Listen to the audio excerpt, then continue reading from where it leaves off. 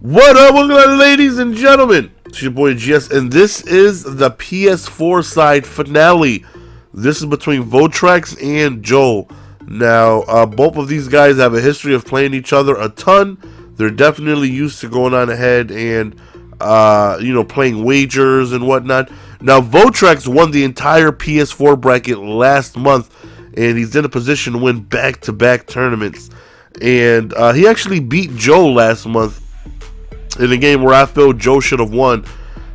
These two, like I said, they play each other often, a lot of wagers, so they're used to each other's style. Last month, Joe was up, I think it was 7-0, and, winding down the second quarter, had him at a huge fourth down, and Volterax ends up getting a huge aggressive catch on like 4th and long, which allowed him to prolong the drive, and he ended up scoring, which changed the entire game, because if Volterax doesn't get that aggressive catch, then Joe is already in scoring position. He goes on ahead, he goes up 2 possessions, and the game is just over from there. But at least in my opinion, but that's not how things worked out. So Volterax is looking for back-to-back championship titles right here, back-to-back GS Invitationals. Now, excuse me, I woke up with a huge cough and sore throat, and boy, you're getting sick again. He does have 99 OBJ at tight end, which you see him overthrow. Now, right here, just a lot of rerouting.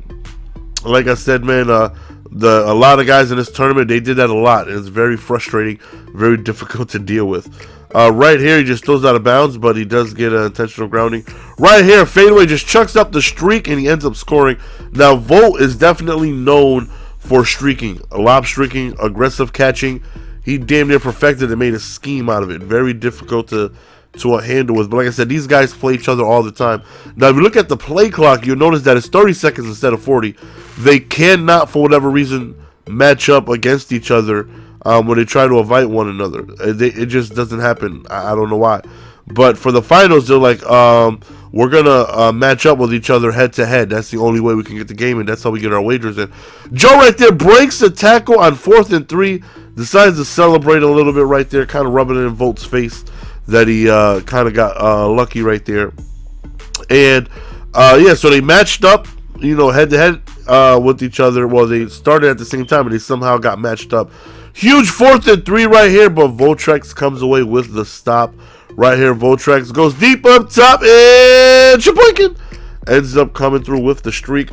Now, that 99 OBJ, 97 speed at tight end can be very difficult to deal with, especially when he's just streaking them.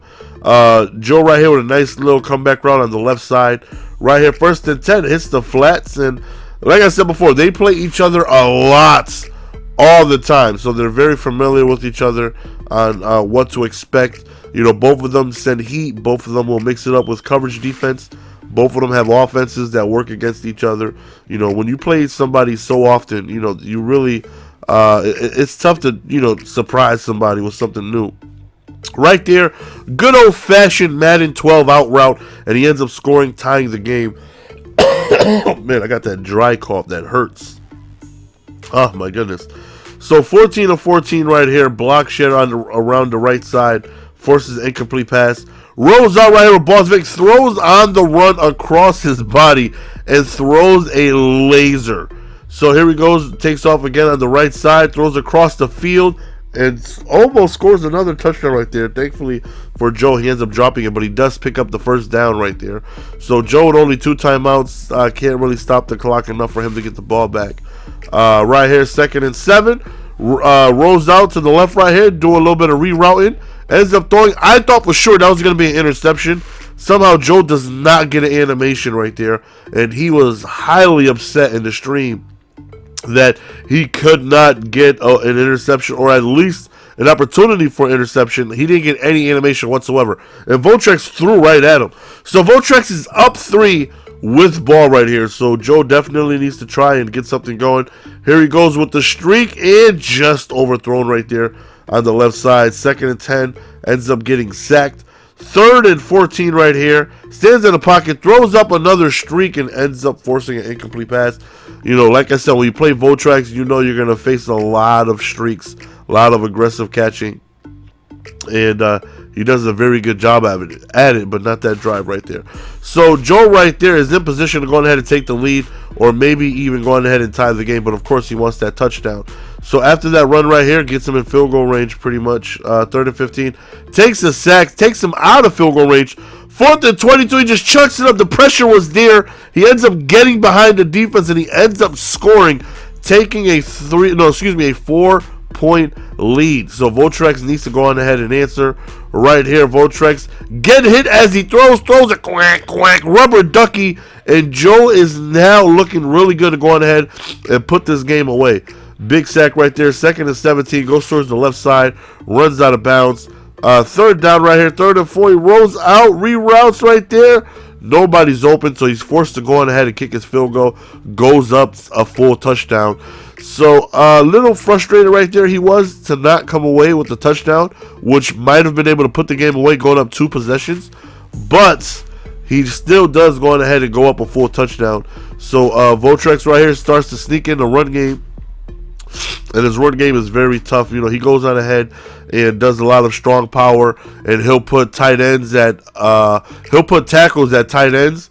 So he has like 19 blockers on the field right there. He ends up scoring. So 4th quarter is here. Joe has possession, and at this point he wants to go on ahead, try and keep the ball on the ground if he can, and try to waste as much time as possible. It's a fumble! He gets sacked, fumbles. Now Volterax is in position to go on ahead and retake the lead. 24 all, throws it up in 19 people coverage. Doesn't even matter, that aggressive catch, and that's what he does. 3rd and goal right here. He just plays it safe, plays for the field goal, and he ends up settling for that. So about 3 minutes remaining. Joe right here has the drive and an opportunity to go on ahead and tie the game or take the lead. The score is going back and forth between one another. Runs the ball right there, gets a decent gain. Well, not a decent, a very good gain of 9 yards. Runs the ball again, picks up the 1st down. 2 minutes and 23 seconds. B-gap comes screaming for a sack. 2nd and 17 right here. Ends up just going really quickly underneath for a quick drag route. 3rd and 13. He rolls out, forced to throw the ball. The pressure came in. 4th and 11. I believe he was... I don't know if he was under center. I really didn't take a look at that. But he ends up calling a play action, and the B-gap still comes in. As you guys know, play action stops a lot of blitzes this year. But he still comes in, gets the 1st down, wastes clock, and Volterax again wins the tournament back-to-back months. That's the end of the video. Hopefully you guys enjoyed. The Xbox One finales will be shown tomorrow. Peace!